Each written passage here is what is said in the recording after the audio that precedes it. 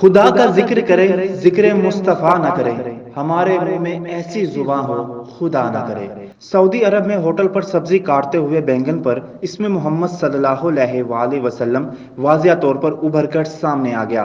سعودی شہر ریاست 315 کلومیٹر دور علاقے افلاج میں تلا گنگ کے موضع جسیال کے رہائشی جبران زاہد نے اپنے ہوٹل پر سبزی بنانے کے لیے بینگن کاٹنا شروع کیے تو ایک بینگن پر واضح طور پر اسم محمد صلی اللہ علیہ وآلہ وسلم ابھر کر سامنے آ گیا۔ اس بات کی خبر جلد پورے علاقے میں پھیل گئی اور پاکستانی اور انڈین شہریوں کی کثیر تعداد ہوٹل میں زیارت کے لیے جمع ہوئی۔ سعودی کفیل سالم عبداللہ سالم نے خوشی کا اظہار کیا۔ جبران زاہد نے امرا نیوز سے خصوصی گفتگو کرتے ہوئے کہا کہ یہ ایک معجزہ ہے اور میں بہت خوش ہوں۔